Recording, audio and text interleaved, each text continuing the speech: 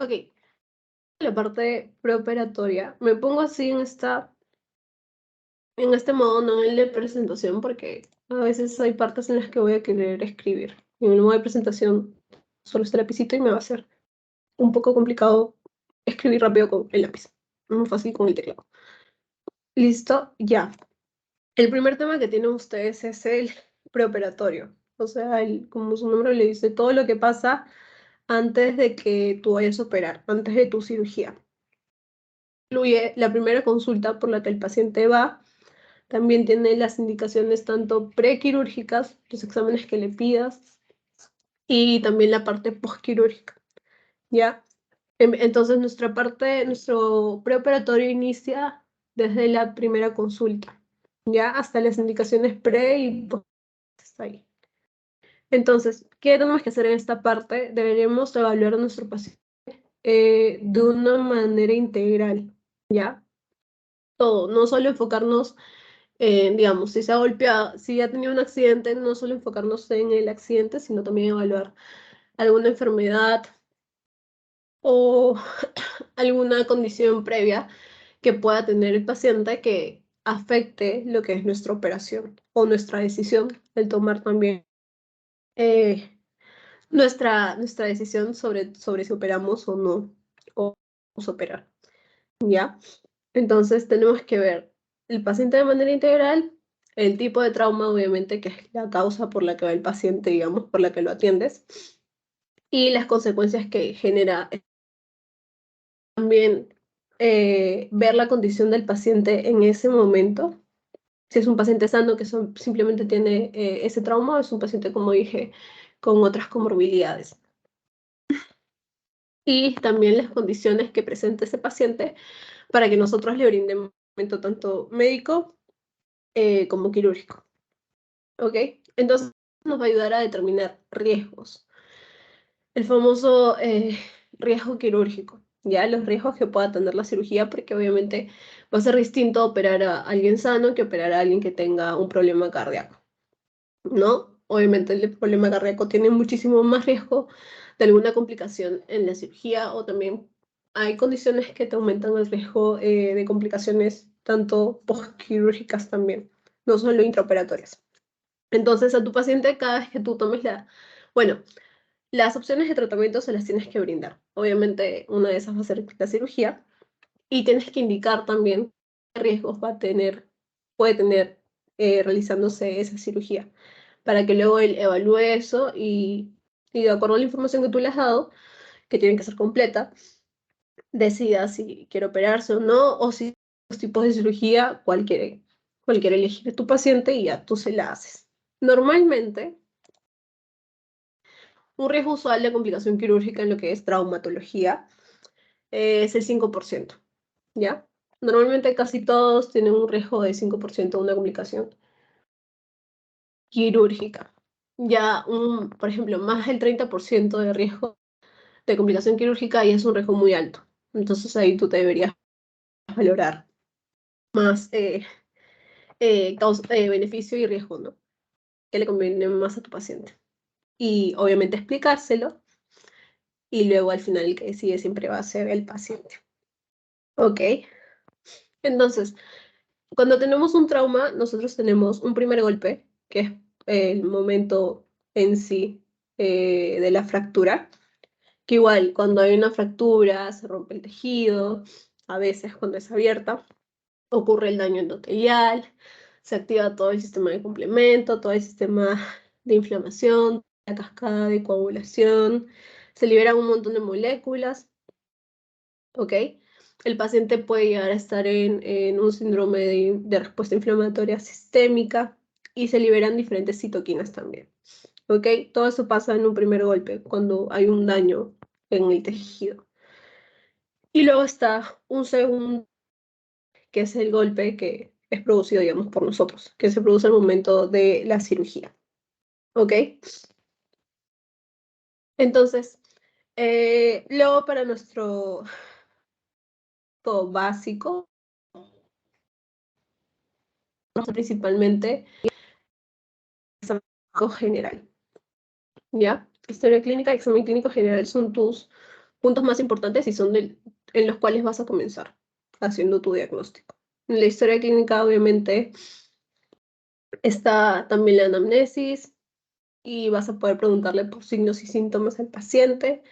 Los más comunes, obviamente, van a ser dolor, impotencia funcional, una deformidad, que el paciente no pueda mover de manera normal su extremidad, una movilidad anormal. También puedes encontrar crepitaciones o edema, ¿no? Como signo y como síntomas referidos por el paciente, y luego tú lo puedes probar como un signo. Por ejemplo, el paciente te dice que le duele y tú obviamente lo compruebas al momento de la palpación, al momento que... ¿Ok? También tienes que determinar el tipo de accidente que ha tenido este paciente. Como estamos hablando de traumatologías, normalmente hablamos de golpes, de traumas, de accidentes. Listo, entonces tienes que determinar qué accidente ha tenido. Ha tenido un accidente, hay dos. Hay uno de baja energía, baja, y hay otros de alta energía. Los de baja energía normalmente generan fracturas, en este caso, en lo que son los ancianos, ¿ya? Los adultos mayores, los ancianos. Porque estos ya tienen un hueso con poca mineralización, entonces es más fácil que ese hueso con una caída leve se quiebre, se fracture. ¿Ok? Normalmente se conocen estas caídas a nivel, que es que tú estás parado y simplemente te caes. No estás sobre ninguna altura, sobre ningún escalón, sino a tu mismo nivel. ¿Ok? Y los de alta energía, obviamente, ser los choques automovilísticos, las caídas, pero ya no a tu nivel, sino a una gran altura, que más las heridas por el fuego también se toman como mecánica de energía, ¿ok? Todos esos son de alta energía. Esos son es más probable que obviamente estos causan daño a todos, pero siempre en las clases va a ser como que si hay una fractura en un adulto mayor, puede ser por un mecanismo de baja energía, y si hay una fractura en un joven, es más probable que sea por uno de alta energía. Es muy difícil que un joven se fracture por una caída, no sé, como les dije. ¿Ok? Y estos de alta energía, como los choques, van a producir, aparte de una lesión ósea, fractura, una lesión de partes blandas, también tienen mayor incidencia y mayor incidencia de infección, por ejemplo, como complicación, y te brindan un peor pronóstico, porque son accidentes un poco más graves. ¿Ok? En el examen clínico también es importante que examines la sensibilidad nerviosa y la parte vascular, los pulsos en cada extremidad. ¿Listo? Para que descartes tanto síndrome compartimental, que es una complicación que ya vamos a ver, como lesiones neurovasculares. También puedes pedir imágenes, puedes ayudarte de las imágenes. Aquí está la radiografía. La radiografía va siempre en dos incidencias. Ustedes deben saber por diagnóstico las incidencias de una radiografía anteroposterior, lateral, también puede haber oblicua, y en algunos casos hay incidencias especiales, ¿ya? El punto es que para tú evaluar bien una lesión, vas a tener, sí, dos incidencias. Si tú quieres más, normal, pero sí o sí dos incidencias, porque de una sola incidencia no vas a poder determinarla bien ni escribirla bien, ¿ya? Tomografía es útil en fracturas oculares. Tomografía en fracturas articulares. Como su nombre lo dice, las fracturas articulares son las que ya afectan una articulación, por ejemplo, a nivel de la muñeca, a nivel del unión del carpo con el radio, o puede ser también a nivel de la rodilla o el codo, ¿ok? Todas esas fracturas que ya son articulares son un poco más especiales, entonces necesitas definir bien dónde está cada fragmento, qué tipo de fractura es. Por eso es mejor para estas de frente tomografía, ya no pedirles radiografía. ¿Ok? Para ser un poco más exacto. Puedes pedir resonancia magnética. Ustedes saben que la resonancia magnética, partes blandas, tejido muscular, ligamento, cartílago. Puedes pedir ecografía, igual para evaluar partes blandas. Puedes pedir gammagrafía para evaluar lo que es la densidad ósea o algún problema metabólico o tumor que ya afecta la calidad del hueso. Entonces también tienes un riesgo, aumenta tu riesgo con eso. Puedes pedir electromiografía para valoración nerviosa, arteriografía para lo que es la valoración arterial. Listo. Entonces, el diagnóstico de tu lesión vas a basarlo en el tipo de trauma, en si este trauma va a estar asociado a otras fracturas, o sea, hay múltiples fracturas, si se ha extendido a partes blandas, si tiene patologías asociadas tu paciente, dónde está localizada esa fractura, en qué hueso, y dentro del hueso, dónde, en la epífisis, en la diáfisis, en la parte más cortical, cuando ya invade la parte medular, ¿ok? Y el comportamiento, si te desplaza o no. ¿Listo? Todas estas cosas van a darte el diagnóstico de tu lesión. Tú vas a tener, después de evaluar todo esto, vas a tener el tipo exacto de fractura que tienes y vas a poder saber cómo tratar. ¿Ok? Entonces, cuando nosotros curamos la fractura, digamos, nosotros lo único, bueno, lo que hacen los traumatólogos es operar, ¿ya? Opera, pero no es que ellos curen, ellos simplemente como que alinean la fractura y la estabilizan, y el mismo hueso es el que hace el proceso de autocuración, ¿no? Porque forma, mediante lo que es la consolidación ósea, forma primero el hematoma, luego va formando el callo blando, luego forma el callo duro, y ya crece, es como si creciera nuevo hueso dentro de ese hueso roto, ¿no? Entonces es un proceso de autocuración. Para que tú tengas una buena consolidación, necesitas una buena reducción. La reducción es alinear los fragmentos de hueso a lo más anatómico posible. Digamos, un hueso parado. Ya, estos son mis dos fragmentos, ¿no? Uno está más desplazado. Esto es una fractura, ¿no? Imaginemos que esto es un hueso así, pero se fracturó. Ya. Si yo lo quiero reducir, yo quiero tratar de volver a poner el hueso en la forma que tenía antes de la fractura. O sea, volverlo a poner así, ¿no? Entonces yo lo reduzco, hay reducción abierta y cerrada, ¿ya?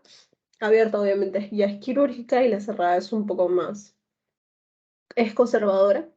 Ok, yo lo reduzco y ven que acá queda como un espacio igual en blanco. Un espacio igual donde no hay hueso, ¿no? Entonces aquí es donde se va a generar el nuevo callo para generar el nuevo hueso. Entonces, para que consolide bien la fractura, tú necesitas una buena reducción, tratar de hacerlo lo más anatómicamente posible. Necesitas que esté estable, que no se mueva de esa alineación, ¿ok? Y necesitas una buena vascularidad. Para esto, la vascularidad del hueso, ¿alguien sabe cómo es? Hay dos circulaciones. ¿Y dónde vienen? ¿Alguien quiere decirlo? Escribirlo. Eso también. Respóndeme, por favor. Escriben. Y luego acá mi celular me aparece cuando escriben en los comentarios. El hueso tiene dos tipos de vascularización. Una y una. Es tu hueso.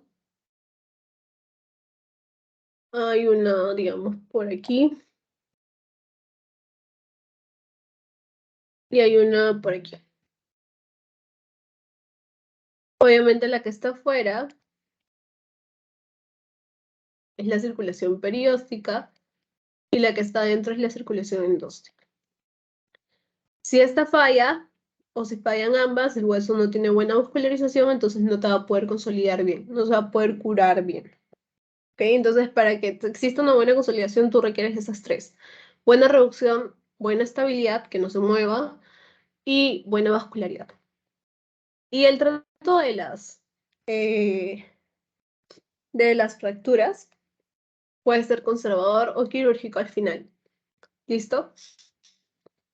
Conservador cuando usas yeso, de vendaje, ok, no invades nada, conservador. Y quirúrgico puede tener diferentes métodos. Uno que se llama fijación interna, que este puede ser con clavo endomedular. Ay, Dios, déjenme escribir acá. Clavo endomedular, ok. Uno que se llama fijación externa, que aquí eh, los tornillos, las placas, los fierros, los clavos te los ponen por fuera y se mantienen ahí por fuera, o sea, tú los vas a poder ver, ¿ya? Y otro que es obviamente luego, si ya ves que ese hueso está muerto y no va a poder, no vas a poder dejarlo ahí, le pondrías una prótesis, ¿no? Prótesis, son esos tres. Conservador, fijación interna, fijación externa o prótesis. Listo. Entonces, ahora lo que vamos a pasar es a la evaluación preparatoria. A los exámenes que tú pides normalmente antes de una cirugía, lo que es el perfil quirúrgico. El objetivo de que tú exámenes antes, perdón, antes de una cirugía, creo que dije después. El objetivo de que tú pidas tantos exámenes antes de una cirugía es que puedas identificar los riesgos que tiene tu paciente a la cirugía, que afecte tanto como el pronóstico, como a la parte intraoperatoria, o sea, a la realización de la cirugía, también a la recuperación después de la cirugía, ¿ok? Todo se basa en el estado de salud del paciente. Para eso son todos tus exámenes. Entonces, como perfil quirúrgico, aquí se lo voy a poner. ¿Ya? Como perfil quirúrgico,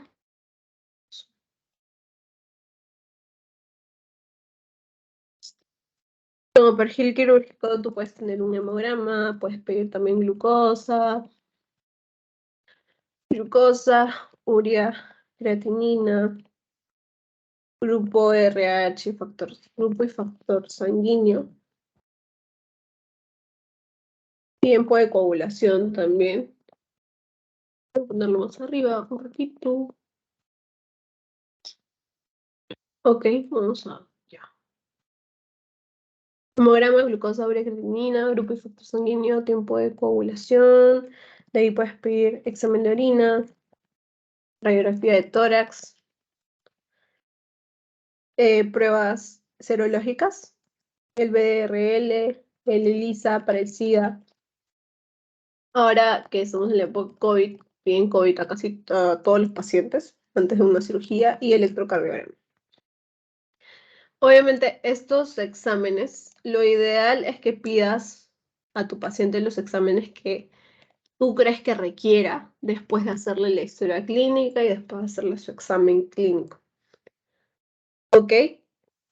Obviamente hay exámenes como el hemograma, el grupo y factor sanguíneo y ahora el COVID, que sí o sí se lo tienes que hacer a todos los pacientes. Pero hay exámenes que, que primero tienes que basarte en la evaluación del paciente, ¿ok? En la evaluación que hayan hecho en la historia clínica y en el examen clínico general. ¿Listo? Si no le encuentran nada, si es un paciente totalmente sano, entonces pedir todo sería como que un poco, no sé si, no sería, sería un gasto que no es muy útil, ¿ok? No es muy útil pedir todo, ¿listo? Entonces, no se pide, lo único que tienen que recordar es que no se pide todo a todos. Cada vez que ustedes vean todo, la palabra todo, no sé, se pide, qué sé yo, radiografía de tórax a todos los pacientes, eso no es, ¿ya? No se pide todo a todos los pacientes. Ustedes pueden definir qué cosa van a pedir a cada paciente de acuerdo a su evaluación. Historia clínica o examen clínico. ¿Listo? Ahora, en la parte prequirúrgica, también deben haber escuchado que a veces se pide riesgo cardiológico, también piden riesgo neumológico, son pulmones, ¿ya? Riesgo neumológico, ¿ok? También piden evaluación preanestésica. Todo eso es para prevenir todas las complicaciones que podemos presentar en la operación, ¿ok? Y también piden evaluación por terapia física, ¿ya? Te piden el prequirúrgico también. Pero recuerden, no todo se le pide a todos. ¿Listo? Seguimos. Hay otras. Ah, y al final, obviamente, que tú pidas todos tus exámenes. Estos son como 5 pasos. Clínica, tu examen clínico general, tu evaluación preoperatoria y pides después tu consentimiento informado, porque tu paciente siempre va a tener que firmar un consentimiento informado antes de su cirugía. Ya, consentimiento informado. No sé, eso es lo último. ¿Listo? Ahora, hay una clasificación que también te valora riesgo, ¿ya? Y te valora mortalidad en la cirugía, como pueden ver ahí, que es la clasificación de ASA. ¿Listo? Entonces, ASA 1 tenemos un paciente que es sano, que no tiene ninguna otra patología, ¿ya? Pero tienen que saber que acá no están incluidos los neonatos, no están incluidos los ancianos ni las gestantes, porque ellos ya se considera que tienen un poquito más de riesgo, ya que una persona normal sana.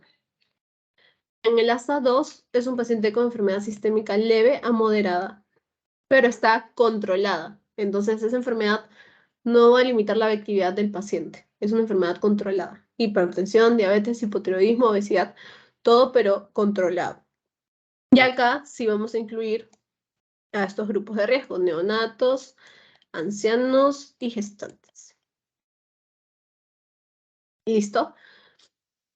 El tipo 3 es un paciente con enfermedad sistémica severa que limita su actividad diaria. Esto quiere decir que son esas enfermedades que hemos visto, pero están controladas. Como ejemplo, hipertensión no controlada, diabetes no controlada, asma no controlada. También me parece que la obesidad, pero cuando es mayor de 40, ya, cuando ya es mórbida. Y así, ¿listo? Que haya tenido también acá un infarto al miocardio, un accidente isquémico transitorio o una enfermedad vascular en los últimos 3 meses. Por 3 meses. Ay, por 3 meses. ¿Ok? Todo eso es no, en un tiempo menor a 3 meses. ¿Listo? De ahí. Tipo 4 es un paciente que tiene una enfermedad sistémica severa que tiene riesgo vital, riesgo en su vida. ¿Listo? Entonces, estas personas van a estar viviendo constantemente con una amenaza para su vida. Entonces, tú necesitas sí o sí tratar esa enfermedad que atenta contra su vida, independientemente de lo que es la causa de la cirugía. ¿Ok? 5 es un paciente moribundo que no tiene mayores expectativas de sobrevivir. Puede morir en 24 horas si tú no lo tratas. ¿Ok? Por ejemplo, esto es como en un aneurisma de la aorta. Si tú no lo tratas en 24 horas, se pueden morir. ¿Ok? Y en pacientes que tengan, y en los que tenían riesgo de vida, como ejemplo, mm, puede ser una ICC con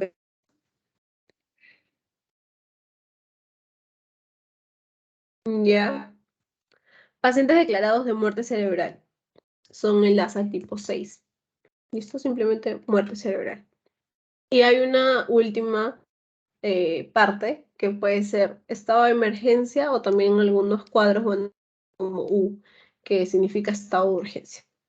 Entonces, de acuerdo a esto, tú también puedes ver más o menos qué riesgo tiene tu paciente. ¿Listo? Para operarlo. Y de acuerdo a todo esto es que tú tomas la decisión de cómo lo vas a tratar. ¿Listo? Ahora, cuando estés también a punto de operar, vas a tener que valorar si tu paciente toma o no medicamentos. En ese caso, tienes que ver, por ejemplo, si toma anticoagulantes orales, de 3 a 4 días antes suspendes. Aspirina, una semana antes. AINES, 3 a 5 días antes. Diuréticos, un día antes. Hipoglicemiantes o insulinas, un día antes. Antihipertensivos, un día antes. Y ginseng o algún otro tipo, 7 días antes. Ahora, si usa medicamentos, no sé si se acuerdan que existen unos medicamentos que se llaman medicamentos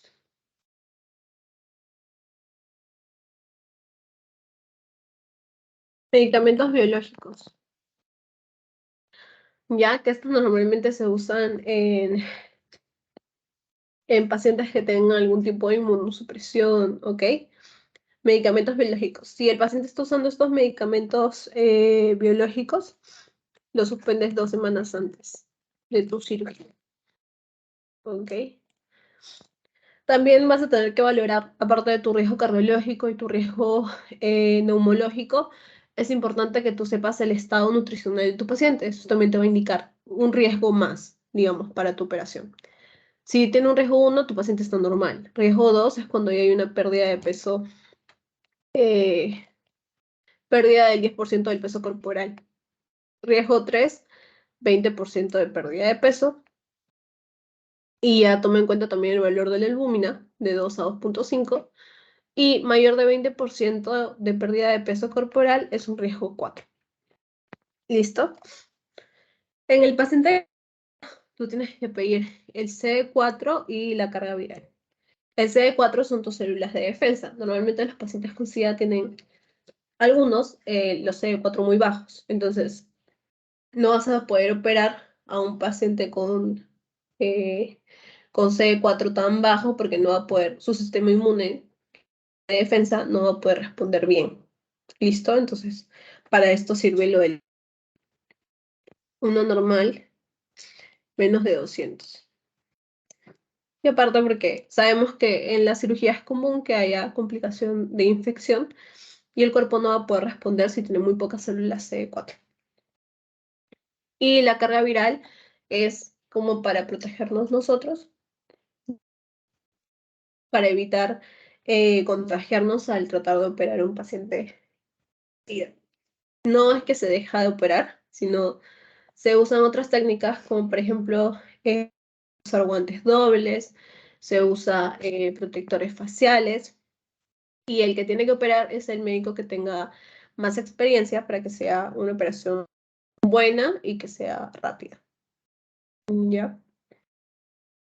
También hay consideraciones en el paciente que tiene, el paciente post-COVID. ¿Listo? Acá están todos los exámenes que podrían pedir, tanto para procedimientos menores y para procedimientos mayores. Pueden pedir radiografía, tomo, EKG, ecocardiograma, perfil metabólico, hemograma completo, eh, tiempo de protrombina, dímero D, fibrinógeno, etcétera. Todos estos. Y como se dan cuenta, no hay varias partes que dicen no, porque todos los exámenes, todos los pacientes. En la forma moderada de COVID y forma severa, sí se pide radiografía. ¿Listo?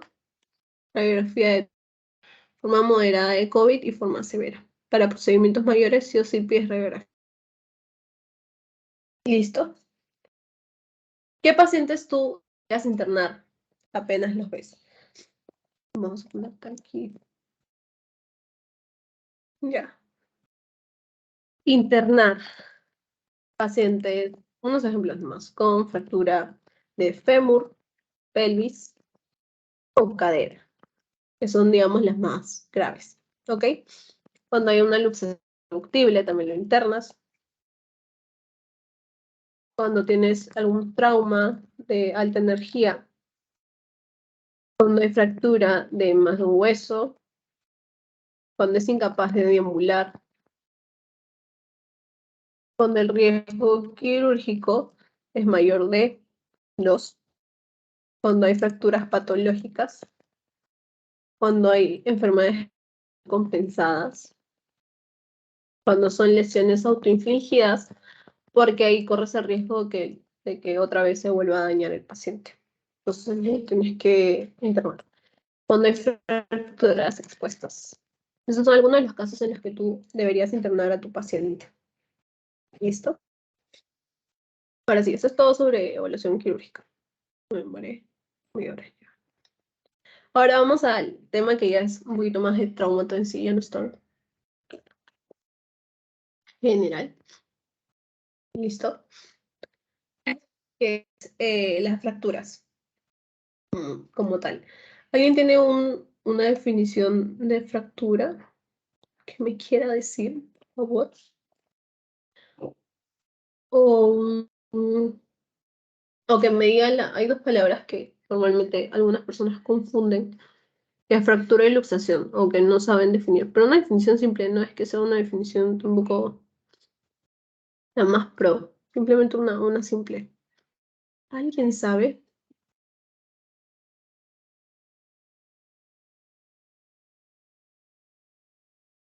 Estoy esperando.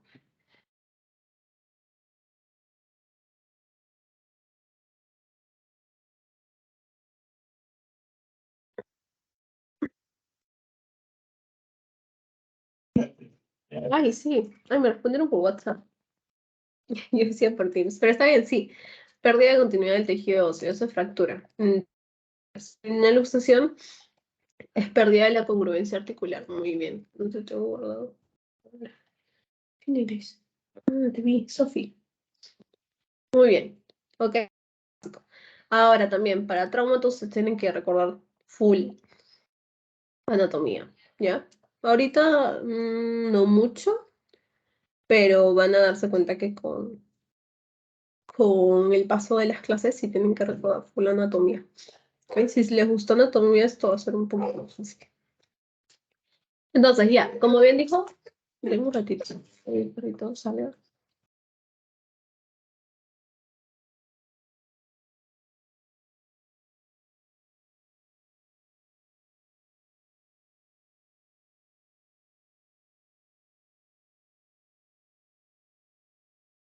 Ya, como dijo, la fractura es la pérdida de continuidad ósea. ¿Listo? Tu hueso sigue un trazo, ¿no? Y cuando ese trazo se rompe, hay una línea de fractura. ¿Ok? Ahora, ¿qué tienen que recordar acá? Un poquito la composición del hueso. ¿Ok? Ustedes tienen, ya saben, dos partes. Voy a poner, tienen un hueso cortical, que es la parte dura, digamos. Y esto es más en las diáfisis. Estoy más en la parte de la diáfisis. Para recordar que ya deberían ser epífisis, es esta parte de aquí arriba, epífisis proximal, epífisis distal y diáfisis la parte entre las epífisis, ¿ya? Hay más hueso cortical en la diáfisis. Aquí tiene hueso cortical ancho. ¿Listo? Luego, aquí hay un tejido organizado y lo que te va a brindar la parte cortical es resistencia y rigidez porque es lo duro. ¿Ok? No va a ser muy poroso y no va a tener mucha elasticidad porque, como dije, es lo duro. Lo que va a hacer es soportar gran cantidad de carga. Listo, antes de dañarse, antes de la falla. Ese es tu hueso cortical, tu parte cortical. Luego tienes tu hueso esponjoso, que es el blando. Y este va a estar más en la parte de las epífisis. Epífisis. ¿Ok? Va a estar más en parte de las epífisis. Esas se componen mayormente de este hueso esponjoso. Obviamente este es más débil, menos rico, menos denso y tiene porosidad. Mayor porosidad, hasta un 90% de porosidad. ¿Ya? Es un huesito blando. Está compuesto por trabéculas. y espículas. Y esas trabéculas van a formar lo que es una malla que se va a adaptar a los diferentes tipos de estrés que pueda recibir este hueso. ¿Ok? También de colágeno, que le van a dar la elasticidad característica. Y en el intersticio van a haber vasos sanguíneos, fibras nerviosas, grasa y tejido hematopoyético. Listo, estos dos tipos de hueso vamos a tener, digamos. Ahora, ¿cómo está compuesto el hueso? Tiene 60% de orgánico. Este va a brindar rigidez y dureza. ¿Ok? Aquí tienes todos los minerales. Cristales de hidroxiapatita, que son de fósforo, de calcio. Tienes magnesio, tienes potasio, tienes sodio, tienes cloro. Todos tus minerales. La parte del tejido inorgánico. 30% de tejido orgánico, que te va a brindar la elasticidad y flexibilidad. ¿Ok? De 90 a 95% aquí en esta parte orgánica va a ser las fibras de colágeno, ¿ya? Entonces, básicamente esta parte orgánica va a estar formada por las fibras de colágeno. ¿Listo? Y el 5% o 10% van a ser las células óseas. ¿Ya? Y un pequeño porcentaje, el menor, el 10%, va a estar formado de agua el hueso. Entonces tienes tres partes: el inorgánico, que es 60%, 30% orgánico y 10% de agua. ¿Ya? Y esta sería tu composición ósea. ¿Qué más podrían recordar? Que alguien me diga, hay dos tipos de médula ósea, ¿cuáles son? ¿Alguien sabe cuáles son? Los tipos, tienen los tipos de médula.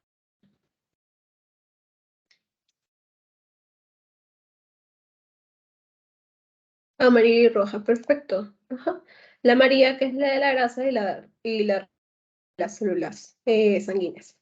¿Ok? Entonces el hueso va a crecer en lo que longitud, en largo, a partir de lo que es la placa epifisiaria.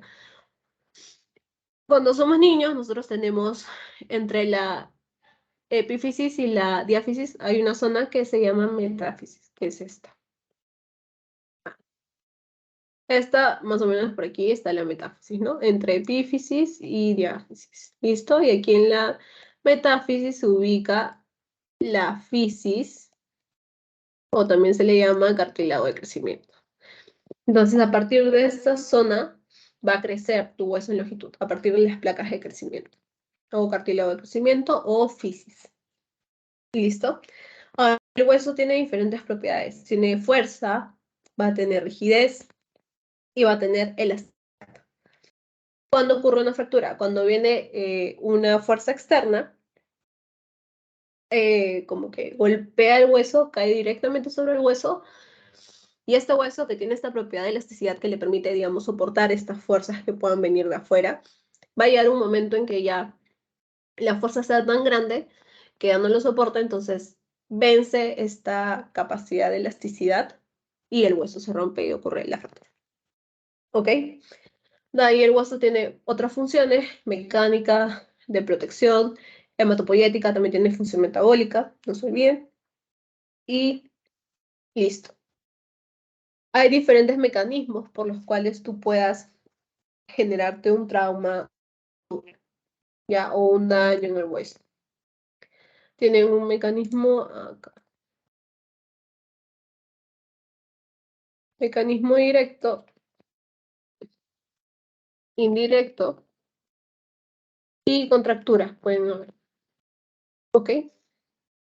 Mecanismos de trauma, tipos de trauma, trauma directo y contracturas. De ahí, tenemos diferentes tipos de fuerzas que pueden llegar, que son las de esta imagen de aquí, las de esta imagen de acá abajo. Si se dan cuenta, tienen una fuerza primero de flexión. Aquí vamos a ver primero esta. Una fuerza de flexión, que si se dan cuenta, esta va a caer perpendicularmente aquí al hueso. ¿Ya? Cae perpendicularmente al hueso, es como si doblaras tu hueso. Listo, esta es flexión. Y normalmente te da una fractura en 3 trozos. Voy a poner aquí 3 trozos. ¿Qué es esta? Lo voy a unir. La de ala de mariposa. Este trazo de fractura te va a dar. ¿Listo? 1, 2 y 3. Fractura en ala de mariposa. También se llama fractura del tercer fragmento. ¿Ok? Entonces, este mecanismo, esta fuerza de flexión puede producirte esta fractura, este tipo de fractura. Esto va a ser típico en fracturas del antebrazo. Vamos a poner aquí AB.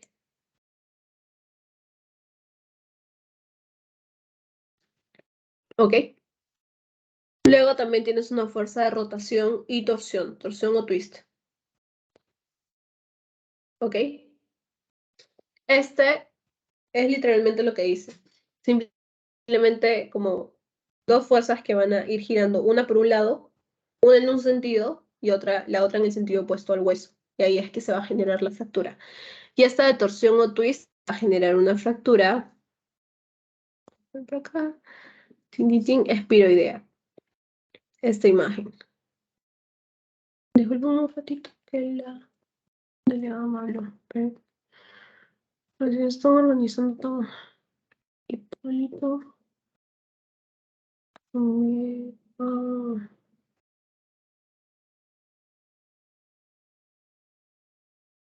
Ya está.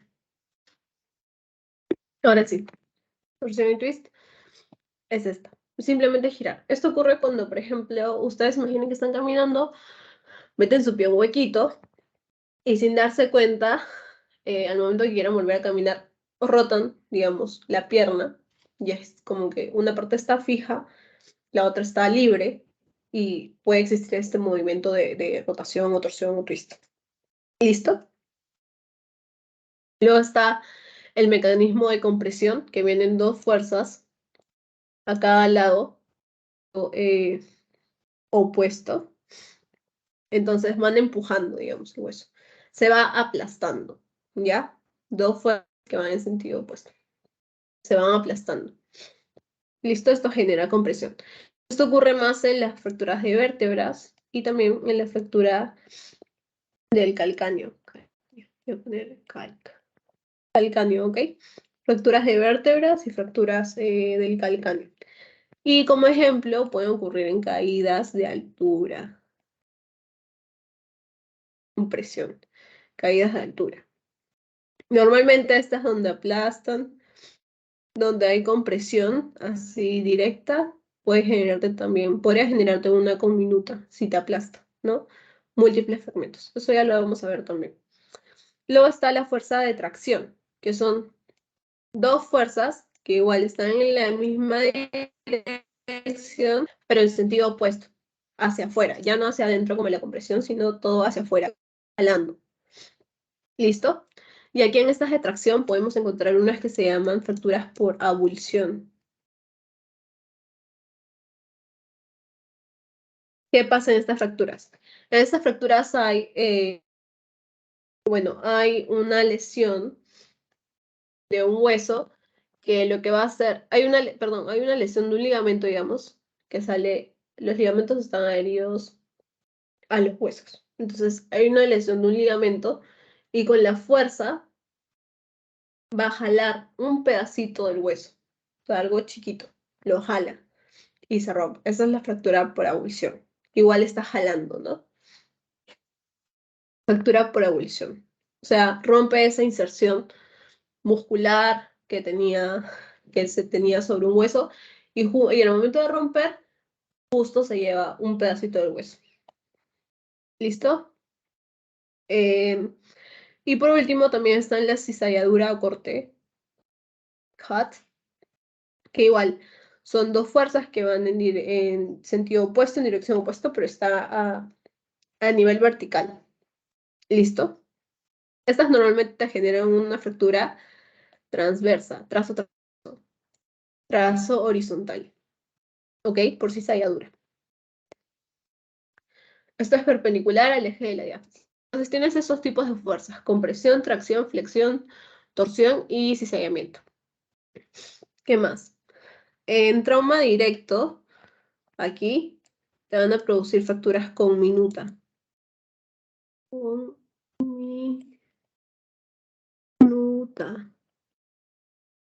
¿Listo? Trauma indirecto pueden producir lesiones ligamentarias. Ligamentarias. ¿Listo? Entonces, fracturas según su trazo. Vas a tener esta transversa o lineal, también se llama. Vas a tener la de ala de mariposa o tercer fragmento. ¿Por qué? Porque tienes 1, 2, 3 fragmentos. Vas a tener una oblicua, esto es de acuerdo al trazo que se forma. Vas a tener una impactada, que es como que el fragmento proximal se mete dentro del fragmento distal. Una espiroidea, una parcelar, que sale un poquitito, con múltiples fragmentos. Incurvación, que esta es más en niños, o deformidad plástica también se llama, que si se dan cuenta no hay trazo, no hay línea de fractura acá. No existe, no está. Simplemente ha llegado, todavía no, digamos, todavía no se ha vencido esa capacidad de elasticidad que tiene el hueso, que es mucho mayor en los niños. Ya, entonces todavía no se ha vencido y lo único que ha generado es que haya una incurvación del hueso, nada más. No hay una línea de fractura como tal. Segmentaria, se va todo un segmento, toda una parte del hueso, y en tallo verde también es parte de las... Voy a poner acá N de niños. Ok, que se llama en tallo verde porque no sé si en algún momento han roto la hojita de un tallo. Y si se dan cuenta, no, el hueso tiene, no, acá una, acá otra. Y aquí en la línea de fractura solo estoy viendo una cortical, no se pasa todavía a la otra. O sea, como que se queda a la mitad. Eso es un tallo verde. Ok, esos son los trazos que ustedes pueden tener. Ahora, clasificación. Puedes clasificarlo según también, ya vimos las fuerzas, que son estas. Voy a poner F. Ya vimos esto, ya vimos el trazo. Ahora, fracturas. Pueden ser abiertas o cerradas. Abierta, la fractura va a generar como una comunicación con la parte externa, con el medio ambiente. ¿Ok? Aquí, si se dan cuenta, este hueso sale y rompe la piel y genera una herida. Y cerrada, existe la fractura, pero todavía no hay herida. No hay un punto de comunicación entre el foco de fractura y la parte del exterior, ¿no? Aquí, si se dan cuenta. ¿Listo? ¿Por qué es importante esto? Las fracturas abiertas, como están abiertas, como su nombre lo dice, están más expuestas a contaminar. La complicación más importante que va a haber aquí es la infección. Y las fracturas cerradas no están expuestas tanto a los contaminantes, pero sí a un aumento de presión, porque obviamente esa fractura igual es un daño, igual se va a generar edema, igual se va a hinchar esa parte. Entonces, va a haber un aumento de presión. Y a esta complicación se le va a llamar síndrome compartimental. ¿Ok? Entonces, síndrome compartimental más frecuente de las cerradas, infecciones más frecuente de las abiertas. ¿Listo? Por el tipo de energía, ya vimos que había mecanismos de alta energía, como los choques, como las caídas de altura, y de baja energía, como las caídas a nivel. Estas de baja energía pueden ser sobre un hueso patológico, y ahí se llama fractura patológica, como es en osteoporosis, ¿no? Un abuelito con osteoporosis.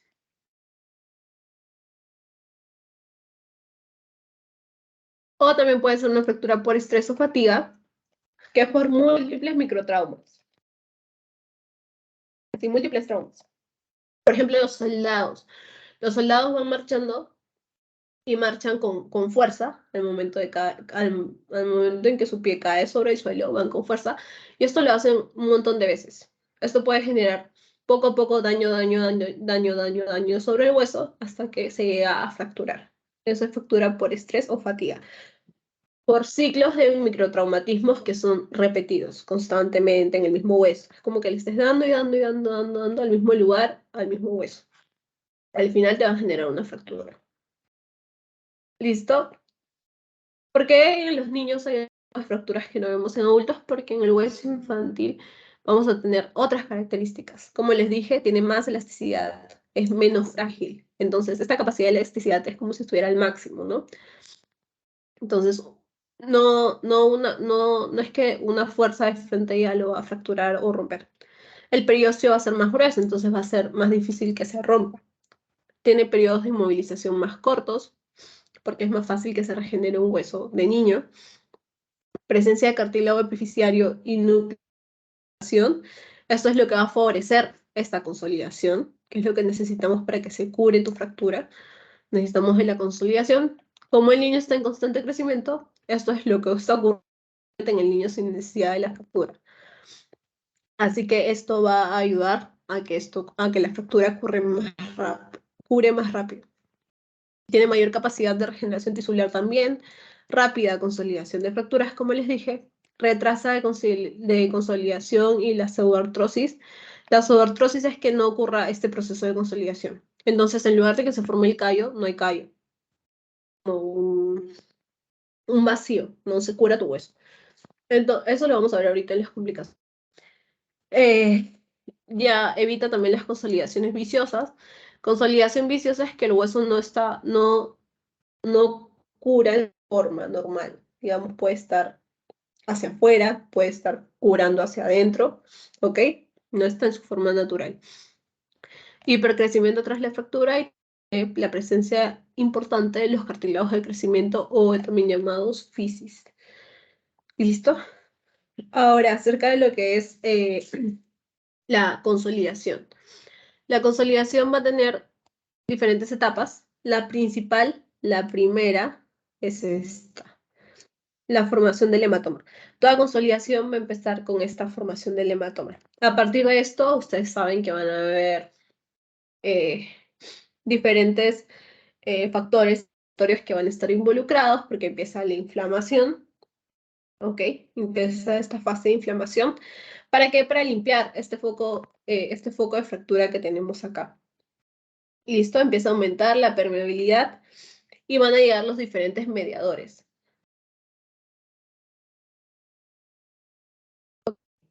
Ok, ok, está bien. Darla, creo que eres. Ya, ok. Entonces se forma el hematoma, aumenta la permeabilidad y se empiezan a liberar los diferentes mediadores. ¿Listo? Dentro de estos mediadores está la prostaglandinas. Entonces tú, obviamente nosotros, bueno, se hace la cirugía al paciente y este va a seguir teniendo dolor. Es la queja más común de los pacientes, ¿no? El dolor, el famosísimo dolor. Y lo que hacen normalmente, dar AINES. Pero si yo te digo que necesito que para este proceso se liberen los factores de inflamación y toda esta cascada para que crezca el callo y todo. Y dentro de esto está la prostaglandina. Tú no puedes usar AINES porque ustedes saben que los AINES bloquean de prostaglandina. Entonces, como que estarías yendo en contra de la consolidación. No le estarías favoreciendo. Necesitas más que nada una fractura es que se favorezca este proceso. Entonces, si no se pueden usar AINES para el dolor, ¿qué podrían usarse? Tramadol o que sea un opioide débil o en todo caso paracetamol. ¿Listo?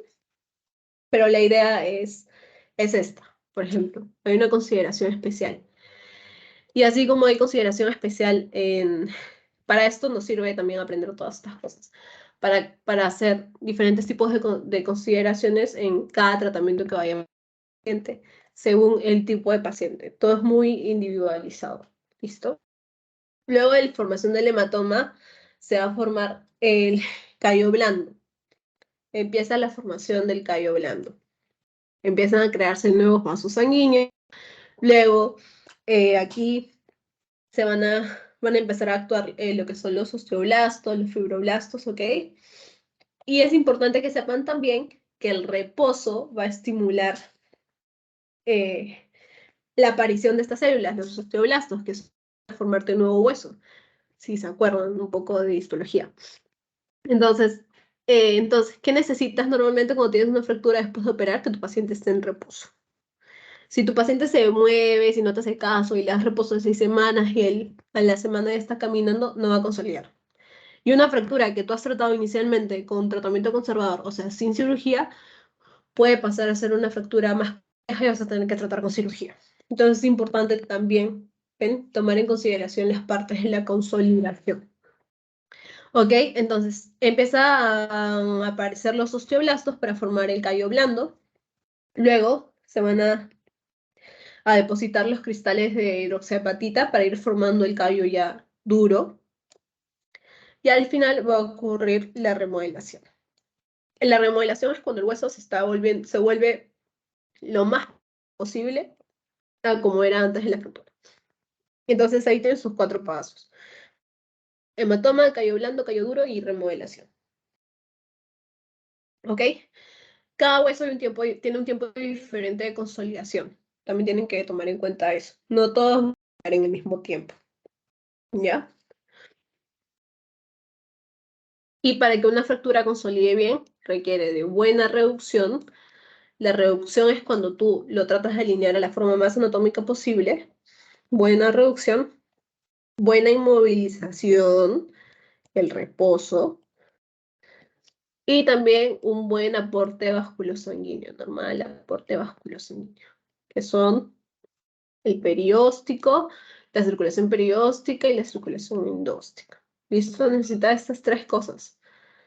Para que tú sepas que el hueso de tu paciente va a curar bien, primero necesitas dejarlo de manera adecuada con estos 3 puntos: reducción, movilización y sanguíneo. Tienes que, digamos, arreglar todo eso para asegurarte de que tú vas a curar bien. Clínica, ahora vamos rápido.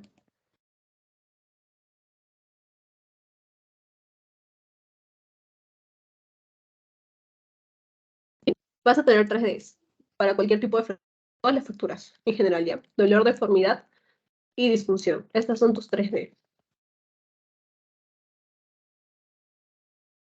Disfunción. Diagnóstico, habíamos visto que pedíamos radiografía siempre en 2 incidencias. Podemos pedir tomografía siempre en fracturas articulares. Podíamos pedir resonancia magnética para partes blandas, ecografía para partes blandas, gammagrafía también en caso de enfermedades metabólicas o algún tipo de tumor, puedes pedir tu gammagrafía. ¿En qué me estoy olvidando? Radiografía en 2 incidencias, tomografía articulares, resonancia magnética, ecografía también partes blandas y gammagrafía. ¿Listo? Ahora, en general, el tratamiento obviamente va a buscar conseguir la máxima funcionabilidad del paciente. ¿Listo? Vas a tener que tratar de recuperar lo máximo de funcionalidad de tu paciente. Y también el control del dolor y lo que es la inflamación, ¿no? El tratamiento general, primero, reducción. Reducción es volver a poner en un lugar anatómico, de manera anatómica, volver a ubicar esos 2 fragmentos de hueso o 3 fragmentos, los fragmentos que sean, los fragmentos de hueso que se han roto. ¿Listo? Tratar de ponerlo lo más anatómicamente posible. Esto nos va a ayudar a que calme el dolor también y a que no se originen luego lesiones asociadas. ¿Ya? Si tú no reduces y no fijas tu fractura a una posición anatómica, puede estarse moviendo y dañar otras estructuras y generar más lesión. ¿Ok? Es importante reducir. Segundo paso, inmovilizar, que también es importante. Mantener esta reducción que tú has tratado de que sea lo más anatómicamente posible, mantenerla quieta, que no se mueva. ¿Por qué? Porque igual ya saben, si se mueve, primero, no genera buena consolidación. De ahí puede dañar otras estructuras. Entonces, tienen que movilizar. Y al final, el tratamiento definitivo o rehabilitación, ustedes deciden si es conservador, que no involucra nada de cirugía, o quirúrgico, que sí involucra cirugía, que ya saben que tienen fijación externa, fijación interna, tienen prótesis, no se puede hacer nada más. ¿Listo? En fracturas irreparables. Acá. Ahora, hablando de fracturas expuestas o abiertas, estas tienen su propia clasificación, que es la clasificación de Gustilo. Gustilo. ¿Ya? Va a tener 3 grados y el grado 3 se va a dividir en A, B y C. El grado 1 es menos de 1 centímetro. Es una herida. Esta es hablando de la herida, ¿no? Porque ustedes saben que la fractura abierta te deja una heridita. Entonces, el grado 1 es una herida menor de 1 centímetro. El grado 2 es una herida de 1 a 10 centímetros. Y el grado 3 es más de 10 centímetros. ¿Ok? 3A es que tú todavía con esa piel que tienes ahí puedes juntarla y puedes cubrir el hueso. 3B es que ya no te queda piel suficiente para que cubras el hueso o tejido blando suficiente para que cubras el hueso. Y 3C es cuando ya hay una lesión vascular. ¿Listo? ¿Qué haces en una fractura expuesta? Te dije que la complicación más frecuente, lo que más te va a importar acá es que no se infecte, porque es muy probable que haya una infección.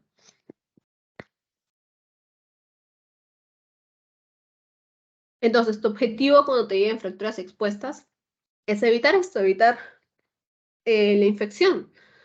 Luego también que consolide tu fractura, que tengas buena funcionabilidad, como siempre, que el paciente pueda volver a sus actividades diarias en un corto tiempo, no tenerlo inmovilizado por un montón de tiempo. Eso tampoco es bueno. ¿Listo? ¿Y cómo tratas una fractura expuesta? Que igual, vamos a ponerlo acá. ¿Cómo tratas una fractura expuesta o fractura abierta? Limpieza quirúrgica y debridamiento. ¿Listo? ¿Con qué limpian estas fracturas? Con suero salino. Nada más. Cloruro de sodio, solución salina, suero salino, como le quieran llamar. ¿Ok? Se dice limpieza quirúrgica porque la mayoría de estas fracturas van a cirugía de frente y ahí las empiezan a chorrear literalmente de solución salina o de suero. Ya. Gran cantidad para que se limpie bien. Y debridamiento es que si tú encuentras ahí algún tejido que ya está necrótico, que ya no tiene nada de vida, lo que haces es retirarlo. Quitar todo eso, quitar el tejido y pasar por chorro es el tratamiento, chorro de suero salino, es el tratamiento indicado para este caso de fracturas abiertas. Lo primero que vas a hacer es eso, limpiarlo y el debridamiento. ¿Listo? Usas antibióticos para prevenir infección. Profilaxis, ¿no? Para prevenir infección y al final también estabilizas tu fractura. Estabilización de fractura. ¿Ok? Que eso, entonces tienes tu limpieza, tienes tu estabilización para que no haya alguna lesión secundaria, para que no se esté moviendo. Ya saben que estabilizar es impedir la fractura de donde tú la pusiste. ¿Ok? La alineación que tú hiciste cuando redujiste la fractura, mantener esa alineación es lo importante. ¿Listo?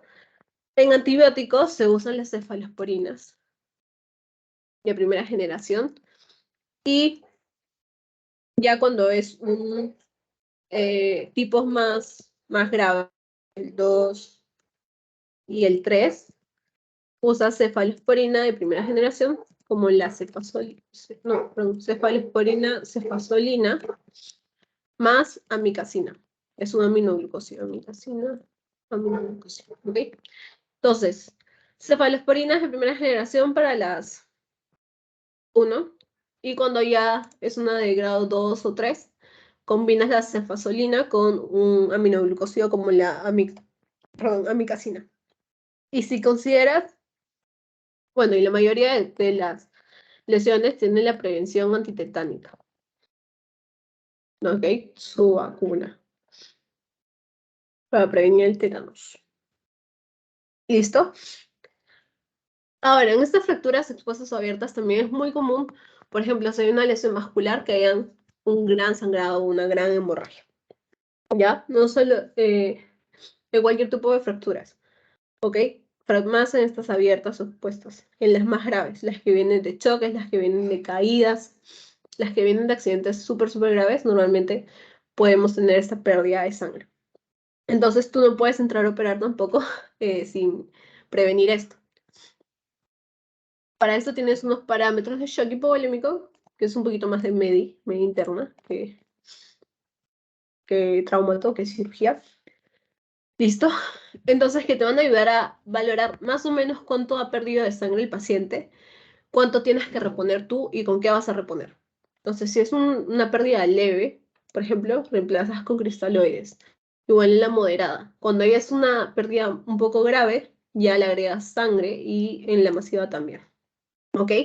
Diferentes signos como, que toman siempre, como la frecuencia cardíaca, como la frecuencia respiratoria, el capilar, te van a indicar en qué grado de shock hipovolémico estás y te van a ayudar a saber qué necesitas en tu operación. ¿Listo? Ahora vamos a ver complicaciones. Rápidamente. En las complicaciones vamos a tener dos tipos, agudas y crónicas. El punto de corte va a ser 3 semanas. Entonces, agudas menos de 3 semanas. Y aquí en crónica, suponerte más de 3 semanas. O tardías también se llama. ¿Ya? Entonces, y cada una se va a dividir en locales y sistémicas. Locales se entiende que es ahí en el sitio de la fractura y sistémicas a nivel de todo el cuerpo, ¿no? Entonces, empezamos con las locales. Ya tenemos la infección de partes blandas que ocurría más en las fracturas expuestas. ¿Y cuál era el tratamiento aquí? Fracturas expuestas.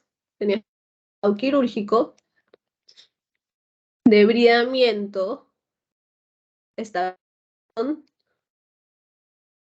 antibióticos y la prevención antitetánica. ¿Listo? Esto es para tu infección. Ok. ¿Por qué son importantes las partes blandas? Yo les dije que el hueso tenía dos tipos de circulación. La circulación endóstica, que es la que va por acá por el borde. Parte de la circulación perióstica te la dan las partes blandas. Si tú tienes es bien, si tú, por ejemplo, tratas de que una fractura cure partes blandas necróticas que no tienen nada de vida, lo que vas a hacer es complicar más a tu paciente. Entonces, tú antes de realizar cualquier cirugía, tienes que dejarle al paciente sus partes blandas, o sea, las partes blandas de manera adecuada. Músculo, piel, tejido celular subcutáneo, ¿ya? Todo de manera adecuada, todo que esté vitalizado. Quitas todo lo muerto, quitas todo lo desvitalizado y le dejas todo lo que tiene vida, todo lo que sí te va a funcionar. Entonces, es primordial que tú manejes estas partes blandas. El gol estándar quirúrgica y el debridamiento. Limpiar bien con tu suero salino y debridar, quitar todo lo muerto. ¿Ok? Y luego recién ya vas a poder inmovilizar con tu fijador, vas a poder operar. Operar con partes blandas dañadas no te va a funcionar, ya te dije. Va a venir tu paciente luego complicado. No te va a funcionar, no va a curar. Esa fractura no va a curar. Entonces es importante que tú te acuerdes de dejar bien las partes blandas. Luego están las lesiones vasculonerviosas, como su nombre lo dice, a nivel de nervio, a nivel de vasos sanguíneos. ¿Qué ocurre? Ocurre una fractura o una luxación, digamos. En este caso, la luxación eh, anterior de hombro puede lesionarte este nervio que está acá, que es el circunflejo, que venga a la derecha, que ya lo encerré. ¿Ok? Te lesiona el nervio circunflejo. El nervio circunflejo, donde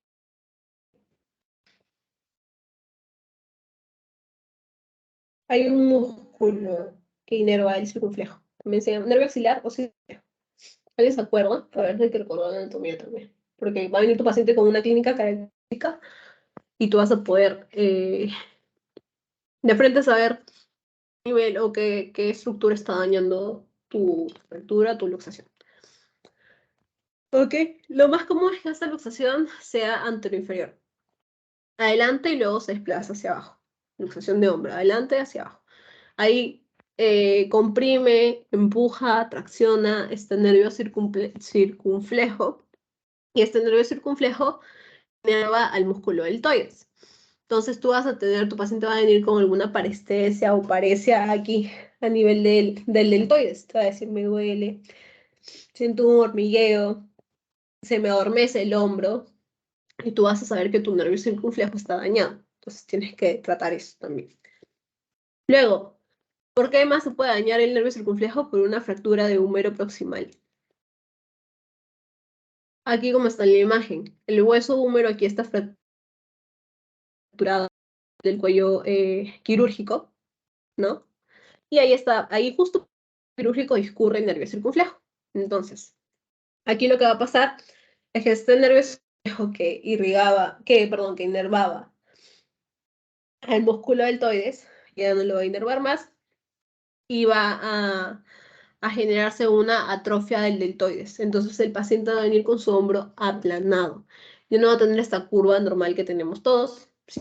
No, ya no está, ya el deltoides no está recibiendo ningún tipo de inervación. Va a haber este músculo, deltoides. Entonces circunflejo, vamos a asociarlo con el deltoides. Luego está el nervio radial. ¿Por dónde discurre el nervio radial? ¿Alguien sabe?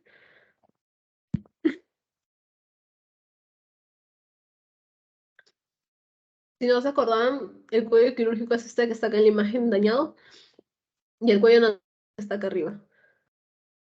¿Ya? Para que lo recuerden. Ahora, el nervio radial va a escurrir por la diáfisis del húmero. Entonces, si hay una fractura de diáfisis humeral, lo más común es que hay una lesión del nervio radial. ¿Ok? Puede ser en el tercio medio o en el tercio distal del húmero. ¿Ya? Ahí puedes igual tener tu lesión del nervio radial. Cuando hay lesión del nervio radial, este nervio radial va a inervar ciertos músculos, entonces si hay una lesión, tú vas a encontrar una mano característica. ¿Se acuerdan de las manos? ¿Cómo encuentras las manos del paciente cuando tiene lesión del nervio radial? ¿Alguien sabe cómo la encuentras? Es importante que se acuerden de eso, el cubital, el mediano. ¿Alguien sabe? Tercio medio. Bueno, voy a aprender.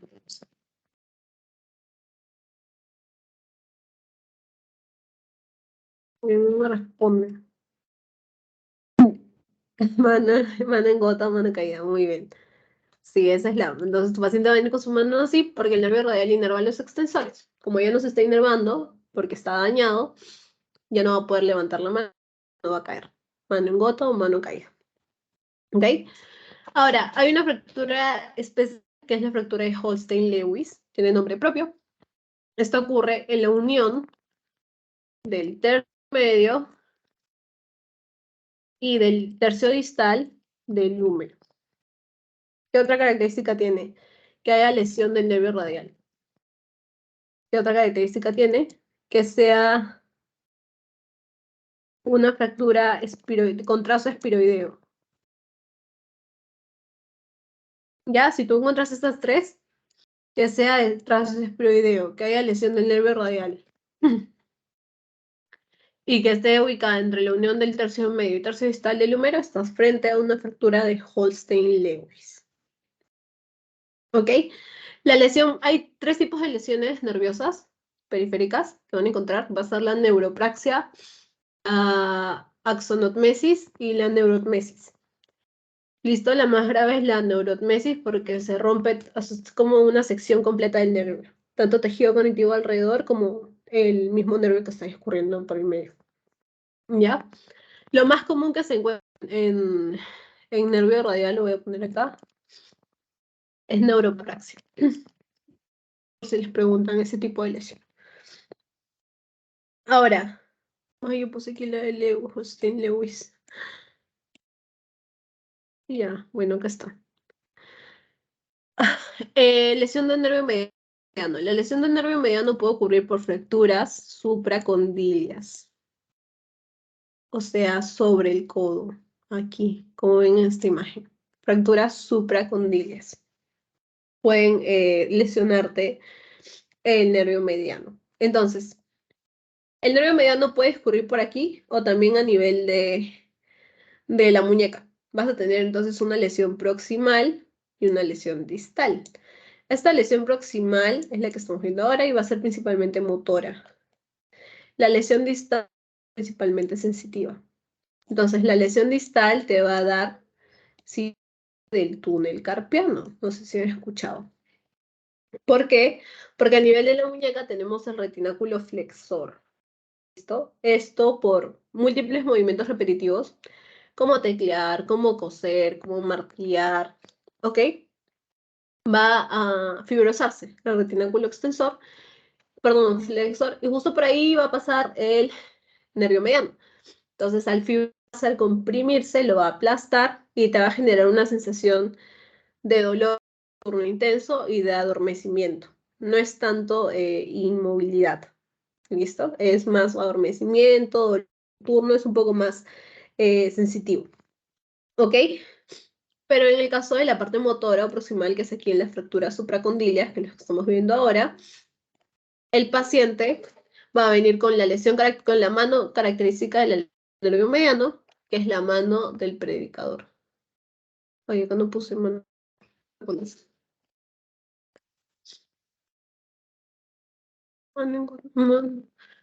Mano del predicador mediano, ¿ya? Predicador, eso sí. Así. Cuarto y quinto dedo abajo, primero, segundo, tercer dedo arriba, extendidos. ¿Ya? Mano del predicador y la mano del radial. Voy a poner aquí, que es la mano en gota. Gota o caída. Muy bien. Entonces van a hacer estos aquí. Ahora, la lesión de la arteria, la lesión del nervio mediano, la fractura supracondilias es más común en niños. Ya, voy a poner aquí. Fractura supracondilia es la segunda común en niños. ¿Listo? Complicación más común de fractura supracondilia en niños es la lesión del nervio mediano. En segundo lugar está la lesión del nervio cubital, pero la más común es la lesión del nervio mediano. Voy a poner esto aquí. Aquí, para que se acuerden.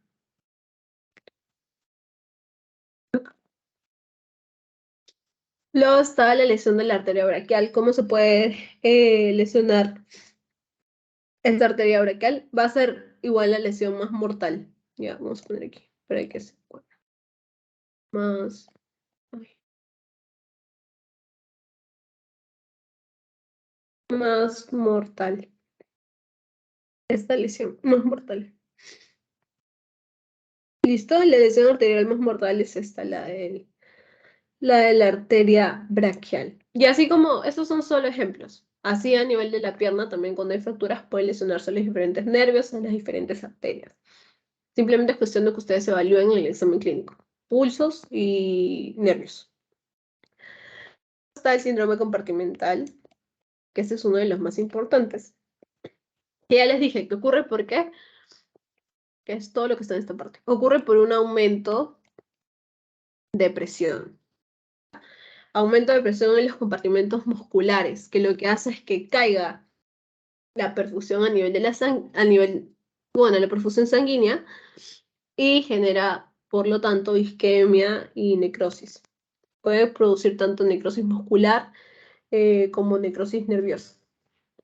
¿Por qué puede aumentar esta presión? Puede aumentar por aumento del contenido, el contenido del compartimento. ¿Ven que solo hay músculos?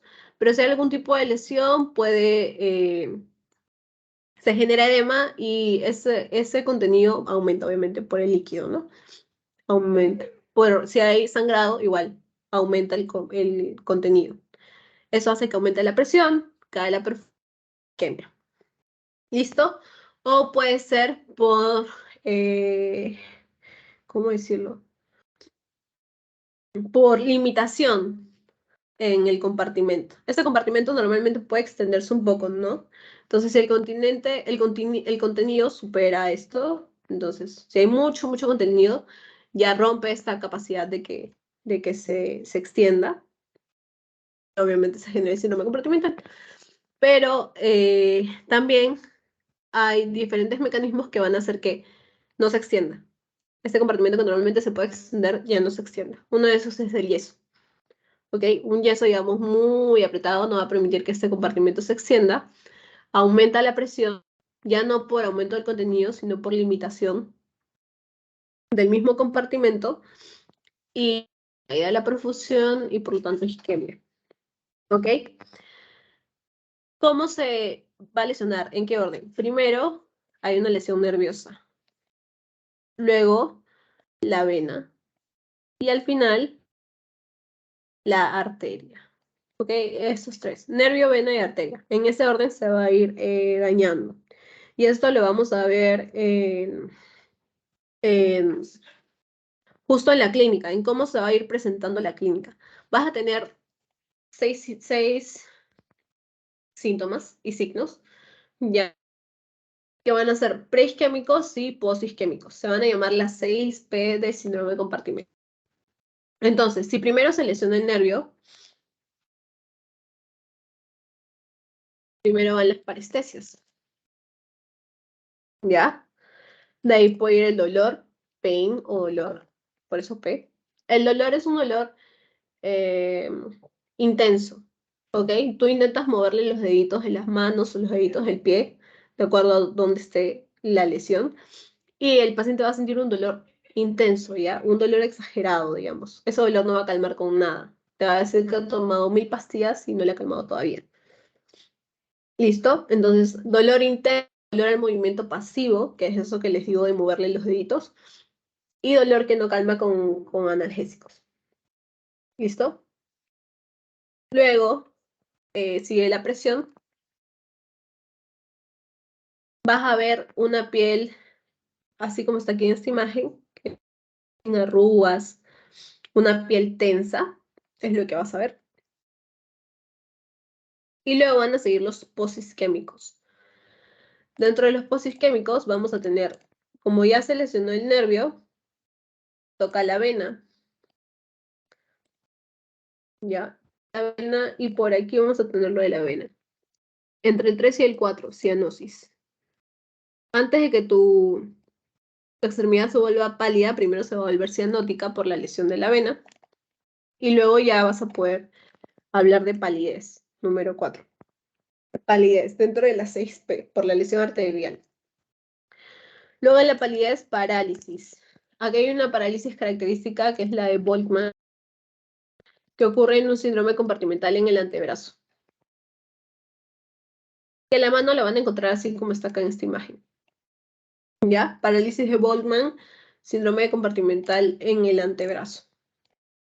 ¿Qué característica tiene esta mano? Vamos a poner aquí.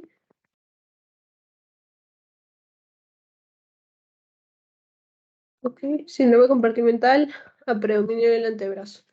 Hay una deformidad de articulaciones de muñeca y brazo. Antebrazo en pronación y flexión de todas las articulaciones menos las metacarpofalángicas. ¿Ok? Eso es tu parálisis de Volkmann. Y al final vas a tener pulso ausente o débil, ¿no? Entonces tienes estas 6. Tú ya sabes que el orden de lesión es nervio, vena y arteria, como para que te vayas acordando tu clínica también, ¿no? Primero está la isquemia nerviosa y luego se va a producir la isquemia muscular. ¿Listo? nerviosa y luego el isquemia muscular. Primero parestesia, sigue el dolor, la presión, la cianosis por la venosa, la palidez por la lesión arterial, la parálisis y al final el pulso ausente o débil o deficiente. El diagnóstico lo puedes hacer de manera clínica o utilizar este método que ves aquí en la imagen. Este está el de aquí, que se llama el método de Stryker. ¿Qué hace el método de Stryker? Simple, te mide la presión dentro del compartimento. Un valor normal es de 0 a 8 milímetros de mercurio. Y puedes decir que es síndrome compartimental cuando es mayor de 30 o 40 milímetros de mercurio. Entonces, mides la presión, 30, síndrome compartimental. Diagnosticas, tratas con esto. Fasciotomía, se llama fasciotomía descompresiva. Fasciotomía.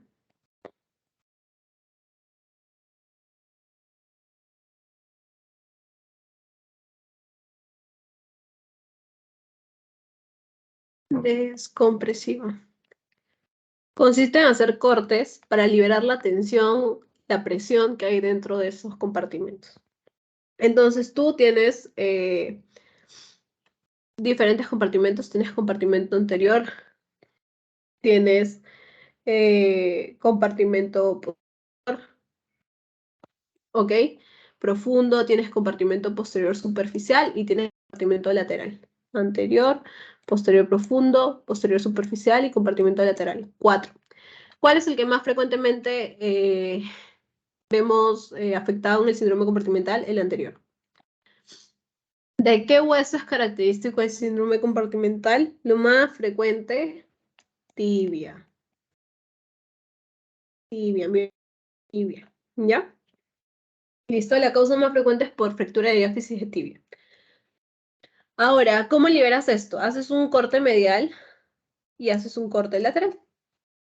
El corte medial te va a liberar el compartimento posterior, tanto profundo como superficial.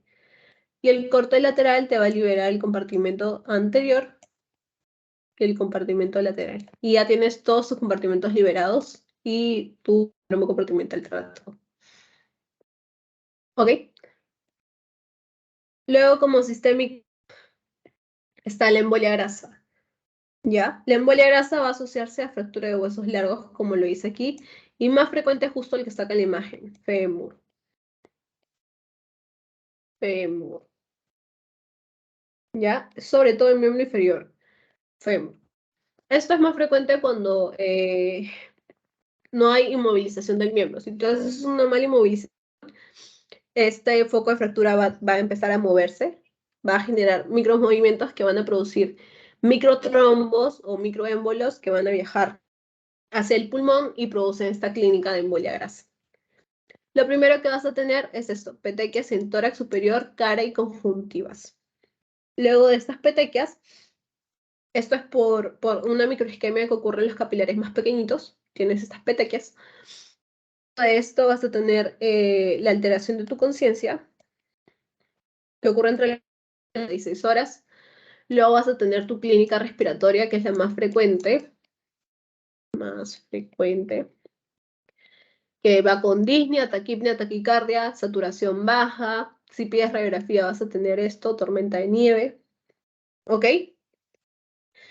¿Y cómo lo tratas? Soporte cardiorrespiratorio, glucocorticoides, puedes hacer ventilación con presión positiva y al final estabilizas tu fractura.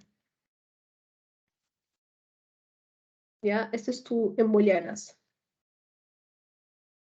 ¡Oh, estamos tarde! Complicaciones tardías. Tenemos locales y sistémicas. Las locales, básicamente las primeras 3, tú tienes, para entenderlo, tienes que guiarte de esto. ¿Qué necesitas para que consolide normalmente tu hueso? Buena reducción, ponerlo de manera anatómica, buena inmovilización, o sea, que el paciente esté en reposo, que no se esté moviendo, y un aporte vascular sanguíneo normal, que ya saben que viene del periósteo o de la parte medular, ¿ya? Entonces esas 3 cosas las necesitas check. Si el falla, vas a tener tu complicación. Consolidación viciosa. Consolidación viciosa no es nada más y nada menos que el hueso no consolide bien. No bien. ¿Ok? Consolida, pero en una forma como que deforme, ¿no? Puede consolidar ¿cómo ponerlo acá? En anteroposterior tienes, si lo ves de una manera anteroposterior, vas a ver que tu hueso está en valgo o varo, ¿ya?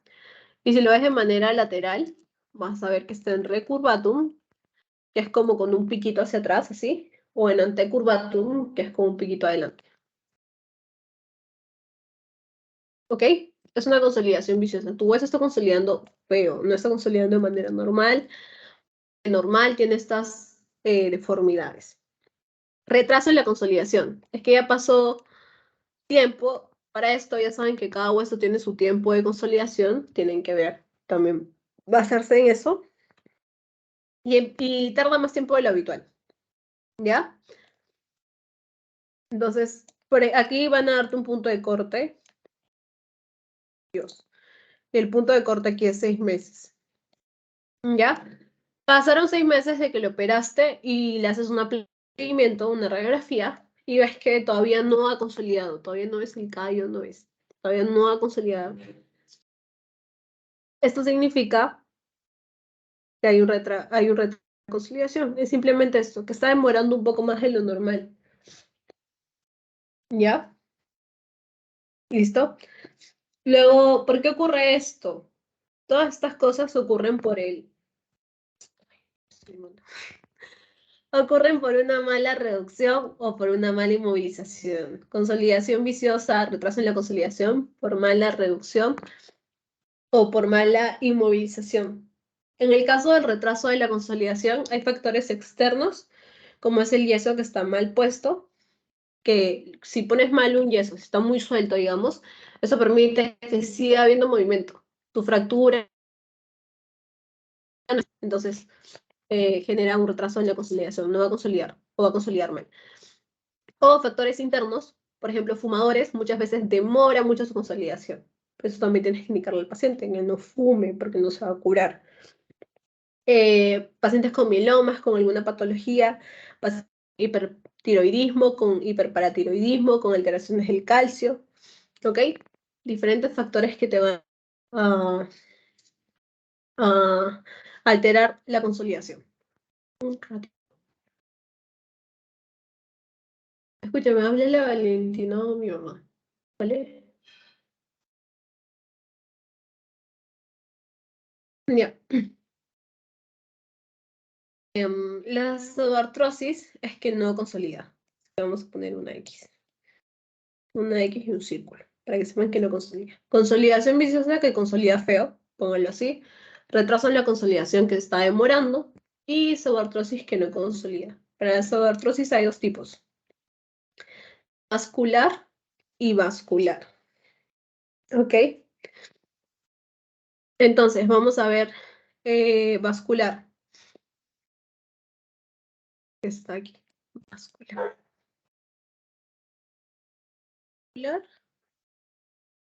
Y avascular. Como su nombre lo dice, en la vascular tú sí vas a tener este componente. Este componente de aportar vascular sanguíneo sí lo tienes.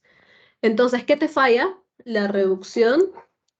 Voy a poner no reducción, mala reducción y una mala inmovilización.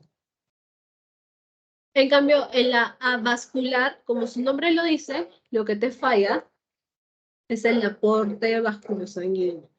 Vasculosanguíneo. ¿Listo? Entonces vamos a ver. Vascular. La vascular puede ser hipertrófica u oligotrófica. Si tú inmovilizas mal, ya vimos, pones el yeso muy suelto o no reduces bien, tu foca de fractura igual va a estar moviéndose. Va a tener micro movimientos que van a generar esto, que se cree un callo así, que se deforme el hueso. Y esto se llama pseudoartrosis hipertrófica o empata de elefante, también le dicen. Voy a poner P, pata de elefante. Luego está de la hipertrófica, esto es por exceso de movimiento. Entonces, si te falla el ¿cuál es tu tratamiento? Inmovilizarlo bien. Ahora sí. Si tu ya está muy suelto, apretarlo más. Algo así. ¿Ya? Simplemente es tratar lo que te está fallando. Luego está la oligotrófica, que es lo mismo, pero aquí ya no se forma esta pata de elefante, sino se le llama pata de caballo. ¿Ok? Igual, hay alteración del movimiento. ¿Listo?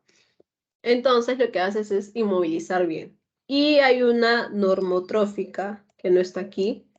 Voy a poner NT, normotrófica, que aquí no hay callo. No callo. Entonces tienes tres vasculares. Hipertrófica, pata de elefante. Oligotrófica, pata de caballo. Y normotrófica, que no hay callo. Y esto es más por factores externos del paciente o alguna mala reducción. Entonces, el tratamiento siempre va a ser mejorar la inmovilización. ¿Qué hueso hace más pseudoartrosis? Y aquí vamos a poner la tibia. ¿Ya? Ahora, la avascular, como les dije, es por falla del aporte vascular. Tenías dos circulaciones, endóstica y óstica. Entonces, tienes primero la fractura de tercer fragmento, que sí está aquí. Si te das cuenta, aquí, esto negrito, pongamos que es la endóstica. Entonces, aquí ya venció la circulación. Ay, ¿está mal? Ahora, ¿me escuchan bien? ¿Recién se ha cortado? Ti, ti, ti, ti, ti. ¿Me escuchan mejor? Y eso, ya, ok, listo. Entonces, el fragmento. Si ven esta rayita negra, imaginemos que es la circulación endóstica. Entonces aquí, en esta fractura de tipo de tercer fragmento, ya se dañó esta circulación endóstica y aquí, en esta parte, también está dañada la perióstica. Entonces no hay buen aporte vascular, no va a haber consolidación del callo. ¿Ya? Luego está también cuando hay fracturas, voy a ponerlo mejor escrito, por aquí no son todas las imágenes. Ya, acá está. Ya está. Tercer fragmento con minuta, que se acuerdan que eran las que tenían múltiples fragmentos, obviamente ahí también está recontra dañada la perióstica y la endóstica, la circulación, así que no te va a consolidar. Flotante, que es esta, donde se pierde un pedazo de hueso. Y la última, que es la atrófica, que se dice que es en punta de lápiz. Punta de lápiz. La última, la aquí, ahorita les voy a enseñar. Esa es la de punta de lápiz. Esa es la de punta de lápiz. ¿Ya? No hay consolidación. El hueso no consolida, hay huecos, si se dan cuenta. ¿Ya? Por esos tres. Entonces el tratamiento es resecar este foco y como no hay callo, colocar un injerto. Ok, aquí voy a poner vascular, tratamiento, injerto óseo. Ok, colocas un injerto.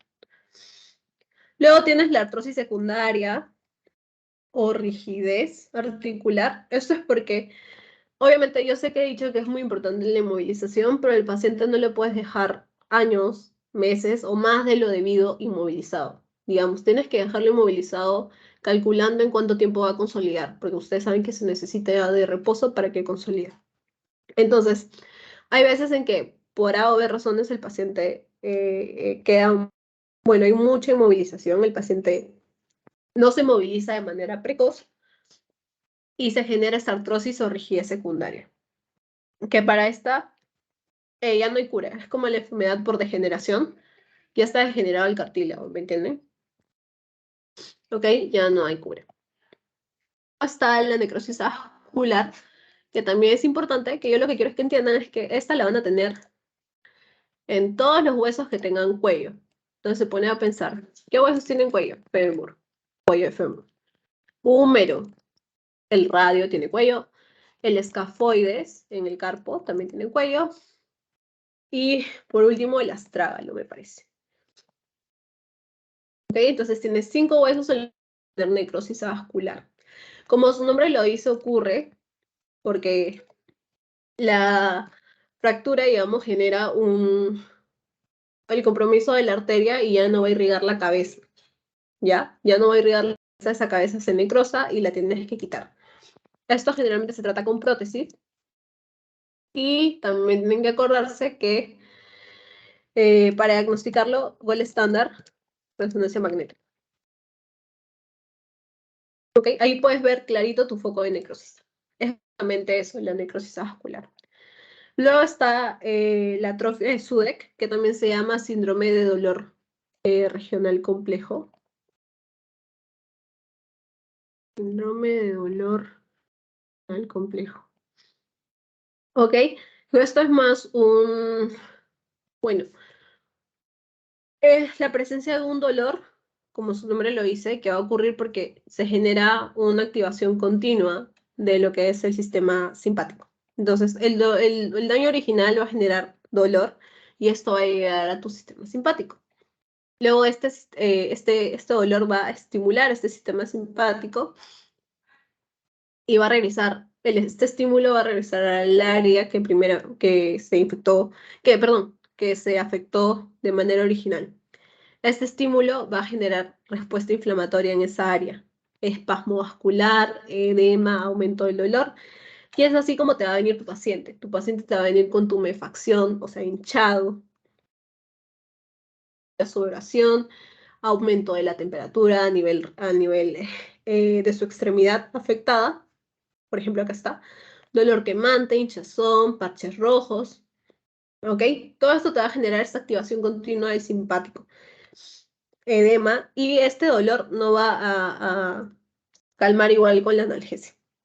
Entonces, este aumento de dolor causa otra respuesta simpática y así hay un círculo vicioso de dolor, inflamación, edema, activa el simpático. Luego baja el simpático otra vez y genera lo mismo y se vuelve a activar y se vuelve a activar. Es un círculo vicioso. El tratamiento aquí más importante es la fisioterapia.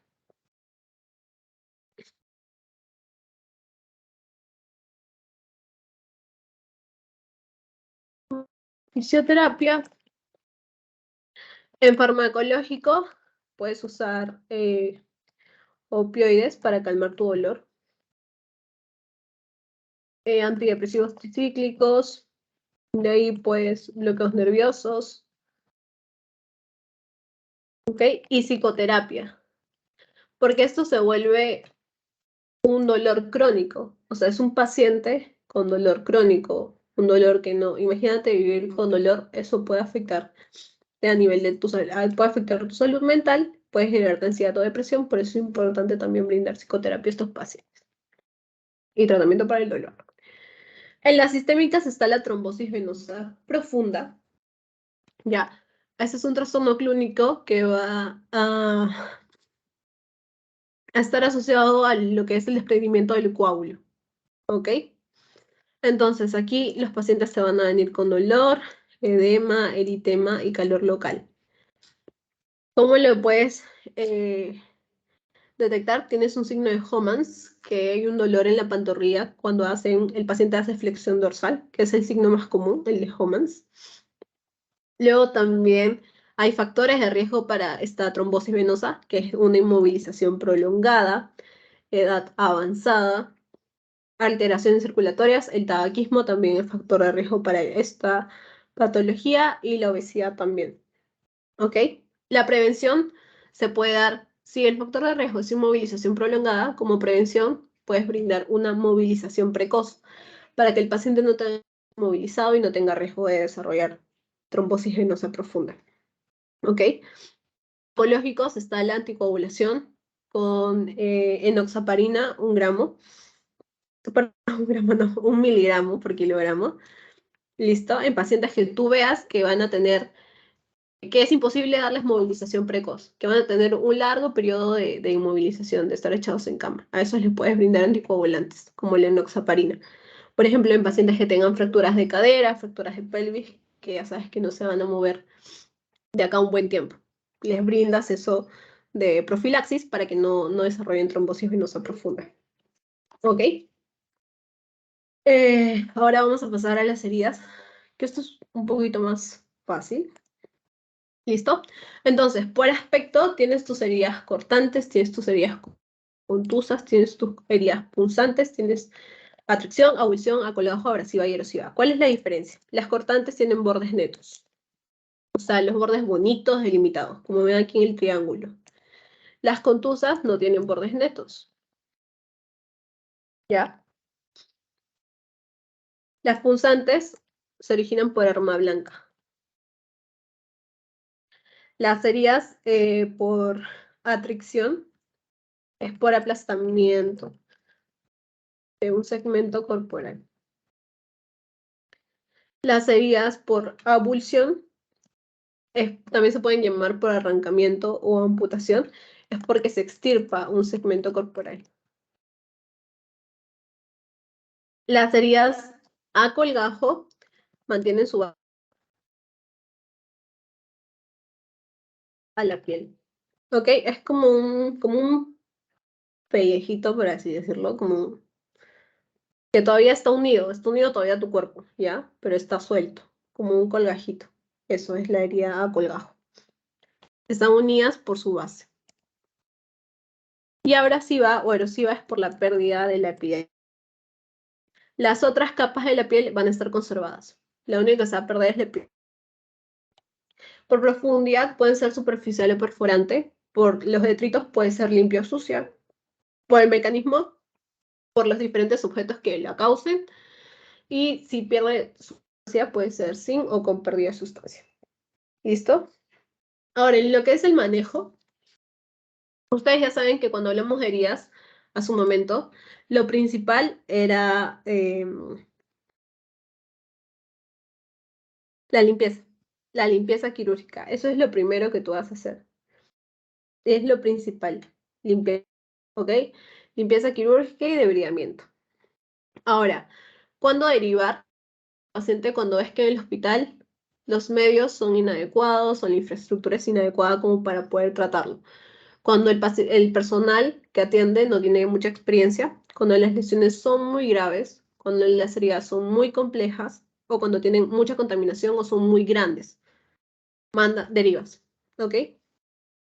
Pero no vas a derivar a tu paciente así todo moribundo, sino lo que haces es estabilizarlo hemodinámicamente, buscas, lo mantienes con una vía aérea permeable, lo mantienes con una vía venosa, tienes que buscar signo de sangrado activo para calmar ese sangrado, tienes que mandarlo sin ningún signo de sangrado activo, inmoviliza si es necesario, en la extremidad que sea necesaria, que tú veas que sea necesaria, le haces profilaxis de acuerdo antitetánica, antirrábica, si fue por una mordedura canina, digamos,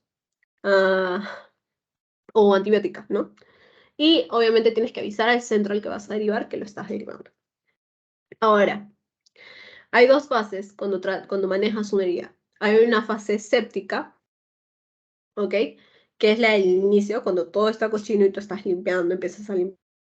Luego, obviamente lo haces con unos guantes. Luego, esos guantes, todo esto está sucio, entonces te guantes, cambias los campos quirúrgicos sobre los que has limpiado, vuelves a poner unos nuevos y ahí ya inicia tu fase aséptica, ¿ok? Que es una fase donde, digamos, todo limpio y ahí ya terminas de completar tu limpieza. Esas son las dos fases. Ahora, hay recomendaciones. Que no hagas una sutura a tensión, ¿ok? Evita que haya una tensión tisular ahí que no permita ningún movimiento. Luego, que la sutura la hagas por plano. Primero plano muscular, tejido celular subcutáneo y al final cierras con tu piel. ¿Ok? Por planos, no todo de frente, no sé, de frente a suturar piel nada más y dejar todo ahí al hecho. O sea, por planos. Que elijas de manera adecuada el material de sutura. A ver todavía no han visto porque están en primer grupo, que hay diferentes materiales de sutura. Hay hilos reabsorbibles, que son los que se usan en... Me parece que más en lo que es... Lo siento, no recuerdo. Pero sé que los no reabsorbibles son los que se usan en las arterias. ¿Ok? Entonces, hay hilos que como que hacen con el tiempo, esos son los reabsorbibles. Obviamente no te va a servir para sus heridas, porque tú necesitas que esté bien cerrado, que cure bien y asegurar, bueno, para algunas, ¿no? Y asegurarte de que se va a volver a abrir. Obviamente si es una sutura reabsorbible y esa piel no coagula bien, no se cura bien esa herida, se desaparece la sutura y se vuelve a abrir. Entonces, no hay... ¿Listo? Tienes que elegir por eso de manera adecuada tu material de sutura y decidir el tipo de sutura que vas a hacer. La que favorezca más al paciente y que de una manera más estética. En consideraciones especiales, por ejemplo, si tienes una herida sucia a nivel de la cara, haces un quirúrgico y también buscas hacer lo que es un cierre primario, ¿ya? Tratar de cubrir. Obviamente, como está en la cara, debes tener mucho cuidado de que tu cirugía, de que tu sutura sea la más estética, ¿no? Colgajo, eh, cuando hay compromiso de los vasos, se recomienda que no haya mucha tensión en la sutura, sino que haya pocos puntos de afrontamiento, como que la dejes un poco libre, ¿ya? Punzopenetrantes, haces aseo y cierre precoz y lo mandas a hospitalización. Cuando hay arrancamiento o amputación, primero evalúas el segmento que ha sido amputado, ves el grado de contaminación, ves su estado vascular, si está vivo o es necrótico, y ves si hay una disponibilidad de realizar una microcirugía. En el caso de las quemaduras, curas con suero fisiológico y refieres al especialista en quemaduras. Y en el caso del animal, en teoría va a ser una herida sucia siempre, ¿ok? Y si no es en cara, debes intentar cerrar. Ya. Ahora, la amputación traumática, eso es un poquito más sencillo. Tienes que acordarte que lo más frecuente es esto. Enfermedad vascular periférica, 90%. Segunda causa, trauma, 10%. Primera amputación, enfermedad vascular periférica. ¿Dónde es más frecuente amputar? Miembro inferior. Listo, con eso, amputación traumática ya lo tienen. ¿Ok? Enfermedad vascular periférica es lo más frecuente. Y en segundo va el trauma. Lo más frecuente es miembro inferior, es más frecuente. Voy a dibujar un niño. Es más frecuente en varones. Y ahí es más frecuente entre los 45 a 60 años, por ejemplo, esta parte de enfermedad periférica. Pero esta parte de trauma es más frecuente en jóvenes, entre los 20 a 29 años. ¿No? Ok. Luego tienes una amputación traumática parcial. ¿Por qué se llama parcial? Porque lo que haces es al menos la mitad del diámetro de tu extremidad. Se lesiona la pierna y tratan de conservar al menos la mitad del diámetro de esta extremidad lesionada. ¿Ok? Aquí se puede considerar reimplantar el miembro afectado, pero solo hasta antes de las 6 horas del trauma. Vamos a poner aquí. Menos 6 horas. ¿Ya? Luego vas a tener una escala, que es la escala de MES, que es la que te va a ayudar a definir si vas a amputar o no a ese paciente. Va a evaluar tejidos blandos, va a doblar isquemia de la extremidad. Aquí en la parte de isquemia, el puntaje que te dan va a doblarse en caso de que sean más de 6 horas. Se dan cuenta, hay un punto de corte de 6 horas, que es importante tratar al paciente antes de las 6 horas. Más de 6 horas ya se vuelve más grave, más riesgo de amputación. Luego valoras el shock, el paciente si está en shock, y la edad de tu paciente. Obviamente, a mayor edad, mayor riesgo de amputación. Entonces, sacas todo tu puntaje, si es menos de 7 puntos, tiene un mejor pronóstico, se hace un rescate primario, 7 puntos está en estudio, y más de 7 puntos ya tiene mayor probabilidad de lo que es amputación. Pero ¿cuándo amputar? ¿Cuándo digo, ya, este paciente sí o sí necesita irse a amputación? Es lo que vamos a ver ahora. Menos. Ya. ¿Cuándo amputar? Cuando hay isquemia irreversible. Ya no se puede solucionar de una extremidad, extremidad enferma o traumatizada. Cuando sirve para salvar la vida de una infección incontrolable o en severo compromiso de partes blandas. Cuando el paciente está en estado crítico. Y cuando el mes es mayor de 7. Ahí tienes tus indicaciones para amputación. ¿Listo? Ahora, el manejo inicial de la amputación está la estabilización, en caso esté en shock trauma también, control de la hemorragia. El paciente estable lo sube a esta cirugía para realizarle su limpieza quirúrgica y el debridamiento correspondiente. Ya saben que la limpieza es con irrigación de cloruro de sodio. Se hace debridamiento de mover, ya saben, cualquier parte blanda o tejido que no tenga vida. Se usa aspiración continua de heridas por las secreciones que pueden ir botando, cemento óseo con antibióticos, fluidoterapia, también es importante el soporte nutricional y metabólico, transfusión de hemoderivados, fijar la fractura con un tutor externo. El tutor externo es como un clavo, no sé si han visto los fijadores externos, es como los fierros que están, pero van por fuera, ¿no? Entonces, puedes fijar con eso, con un tutor externo por fuera. Eso es básicamente la fijación externa. Manejo de lesión vasculonerviosa y también solicitas la evaluación por cirujano plástico y reconstructivo. En los principios quirúrgicos tienes que basarte el nivel de amputación. ¿Por qué? Porque tienes que dejar una cobertura adecuada de estos tejidos blandos que están ahí para que haya una preservación residual de la extremidad. Si tú dejas poco tejido blando, entonces al final esta amputación no te va a servir, al final va a haber un daño, vas a generar afectación al paciente posterior. Tejido óseo, debes dejar un adecuado brazo de palanca para que pueda transmitir la fuerza en la extremidad residual. ¿Ok? Y cubrir y limpiar bien esta parte, este hueso residual que te ha quedado, lo tienes que cubrir y lo tienes que limpiar bien para que se pueda adecuar a la prótesis. El tejido noble y muscular, debes dejar buen músculo para que el paciente pueda